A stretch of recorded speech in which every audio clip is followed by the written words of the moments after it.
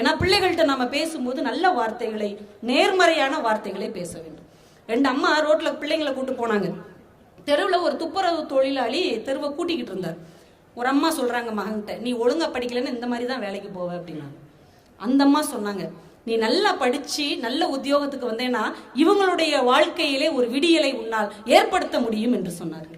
2 பேரும் ஒரே காட்சியைத்தான் பார்த்தார்கள். ஆனால் தன் பிள்ளைகளுக்கு எதை நாம் கொடுக்கிறோம் என்பது நம் கையில் இருக்கிறது. நல்ல வார்த்தைகளை கொடுத்தால் அவர்கள் நல்ல மனிதர்களாக வளருவார்கள் என்பது வாழ்க்கையிலே மிகச் சிறப்பான ஒரு விஷயம். வீட்டில் கூட பாருங்களேன், ஐயோங்கிறது ஒரு வார்த்தை தாங்க, ஐயங்கிறதும் ஒரே வார்த்தை.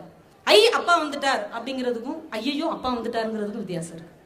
ஐ அப்பா வந்துட்டாருன்னு சொன்னா நம்ம நல்ல அப்பா, ஐயோ அப்பா வந்துட்டாருன்னு சொன்னா நம்ம மோசமான அப்பா. அவ்வளவுதான். அந்த ஒரு வார்த்தையின் மூலமாக நாம் சிறந்த தகப்பனா இல்லையா என்பதை தெரிந்து கொள்ளலாம். நம்ம ஊர்லயேங்க நம்பர் 1ன்னு ஒரு வார்த்தை இருக்கு, 1ஆம் நம்பர்னு ஒரு வார்த்தை இருக்கு தெரியுமா?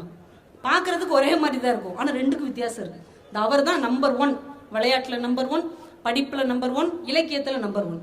இந்த அவன் தான் 1ஆம் நம்பர். அப்பனா என்ன அர்த்தம்? பொறுக்கித்தனம் பண்றதுல, எல்லா சேட்டை பண்றதுலயும் அவன் 1ஆம் நம்பர்னு அர்த்தம். இப்ப நம்பர் 1 என்பதற்கும் 1ஆம் நம்பர் என்பதற்குமே வித்தியாசம் இருக்கிறது.